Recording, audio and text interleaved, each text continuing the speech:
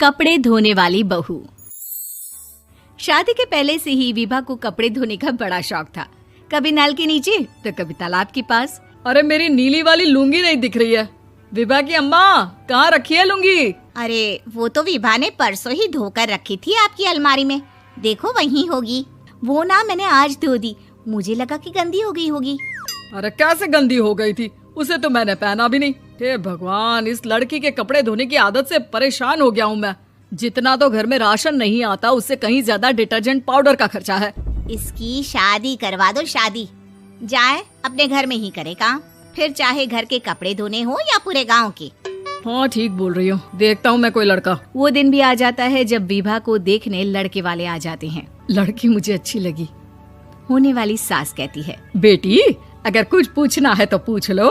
वैसे तो हमारी लड़की बहुत ही शर्मीली है, जो बोल दो वो मान लेती है, इसे क्या पूछना होगा। अरे कैसी बात कर रही हो माँ, मुझे इन लोगों के घर रहना है, सवाल तो कई है। हाँ हाँ बेटा, पूछ लो ना, क्या पूछना है। आप लोगों के घर कपड़े कौन धोता है? सास का मुंह बन जाता है।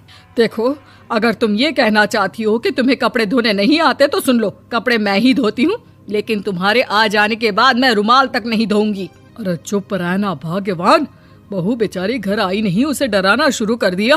वो क्या है ना बिटिया, अभी तक तो ये कल्लू की माँ ही धोती थी, लेकिन अब तुम्हारे पापा तो दहेज में वॉशिंग मशीन देंगे ही। तभी विभा की माँ बोल पड़ती है, सवाल भी पूछा तो क्या। वैसे भाई साहब, मशीन की तो फिर भी कपड़े धोने की कैपेसिटी होती है। मतलब जो बिटिया दे रहे हैं ना विभा, इसे कपड़े धोने का बहुत शौक है। ये आप लोगों के क्या, आस पड़ोस गांव मोहल्ले सबके कपड़े धो दे और उफ तक ना करे। बाहर देखा नहीं आपने कितने कपड़े सूख रहे हैं? सब हमारी बिटिया ने ही तो धोए हैं। बस भी करो ना माँ, शर्म आ रही इतनी तारीफ सुनकर। और तो और एक दाग निकाल कर दिखाओ तो मान जाओ। हाँ अच्छा, माफ करना बेटा, मैंने गलत समझा।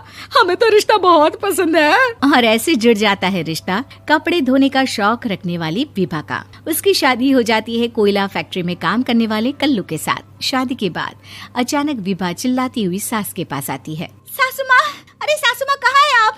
ये तो धोखा है, धोखा दिया आप लोगों ने मुझे। इसे ससुर के चक्कर के बारे में पता चल गया। अरे तो उसमें तुझे क्यों धोखा मिला है? अरे नल में पानी नहीं आता, कपड़े कैसे कब धुलेंगे? अच्छा, तू पानी नहीं आ रहा उसकी बात कर रही है। तो आपने क्या सोचा? कुछ नहीं। अच्छा, तेरी माँ ने कहा था कि कपड़े धोने का शौक है तुझे, याद आया मुझे। शौक बोलकर कपड़े धोने वाले मेरे जुनून को कम ना आके सासू माँ, कपड़ा धोना मेरा गुरूर है। तभी पति भी वहाँ आ जाता है। अभी मैंने इसे सनी देओल की फिल्म दिखाई है, उसी के डायलॉग मार रही है माँ। अच्छा सुन, साफ साफ बता रही हूँ, पानी सुबह 4 से 6 और शाम को 10 से 12 आता है, समझी? विभा टाइमिंग सुनकर हैरान हो जाती है। ये क्या भूतों का मोहल्ला है? सुबह 4 बजे उठकर कौन कपड़े धोता है? 4 बजे टंकी में पानी जाता है, फिर सारा दिन धोना ना, किसने मना किया? अरे कैसी बात कर रही हैं? 200 लीटर की टंकी में कितने कपड़े धो लूंगी मैं? सुबह ही उठ जाऊंगी मैं। अब क्या था, विभा सुबह 4 से लेकर रात के 12 बजे तक कपड़े ही धोती रहती। एक रोज सास पड़ोस से निकलकर कहीं जा रही होती है कि साथ वाली कहती है, हाँ कल्लू की माँ, जरा ये बताओ कि 2 साड़ी है, 2 ब्लाउज और एक पेटीकोट और एक नाड़े वाला लंबा कच्छा। हाँ तो? अरे तो क्या, कितना लोगी धुलाई ये बताओ। धोबन दिख रहे हैं हम क्या? हमारे पति सरकारी नौकरी से अभी रिटायर हुए हैं और बेटा सुपरवाइजर है कोयला फैक्ट्री में। धोबन समझ रखा है हमें?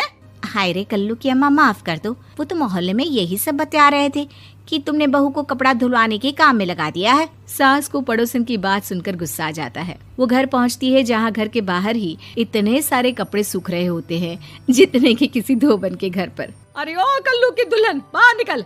माँ जी यहीं आ जाओ, बाथरूम में चादर धो रहे हैं हम। अरे अभी हम धोते हैं, तुमको बाहर निकलो। ये आस पड़ोस वाले बोल रहे हैं कि हम बहू से कपड़े धुलवा कर उसे कपड़ा धोने वाली बना दिए हैं।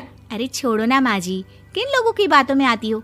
आस पास के लोगों का तो काम ही होता है कि वो किसी तरह सास बहू को लड़ा दे। बहू सारे घर के कपड़े धोती है, ये क्या कम है? बोलिए। सास को भी लग जाता है कि वो बहू का ये सनकीपन नहीं छुड़वा सकती, इससे अच्छा है कि खुद ही चुप हो जाए। एक रोज सास और बहू मंदिर जाते हैं, जहाँ सास की साड़ी वहाँ खड़ी भीख मांगने वाली से मिलती है। माँ जी क्या बात है, आपकी साड़ी उस भिखारन से कितनी मिल रही है ना? हाँ हाँ देखो तो, दोनों की साड़ी मिल रही है। क्या बात है कल्लू की अम्मा, तुम खुद को तो अफसर की बीवी बताती हो और ऐसी सिंपल सी प्लेन साड़ी पहनकर घूमती हो। सिंपल और प्लेन नहीं है ये साड़ी। तो क्या सोने के धागे से फूल बने हैं?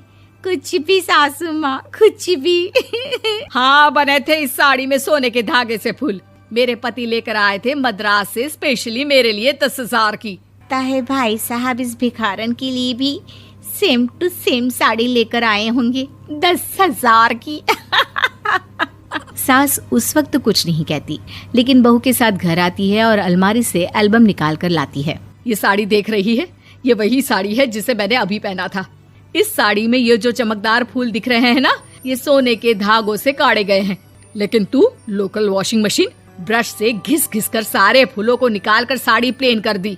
मुझे माफ कर दीजिए सासू माँ। और तो और, जब मैंने तुझे तेरी गलती के लिए कुछ नहीं कहा, लेकिन तूने तो सबके सामने मेरा मजाक ही बना दिया। क्यों? बहू को समझ में आ जाता है कि अब से उसका कपड़े धोना बंद।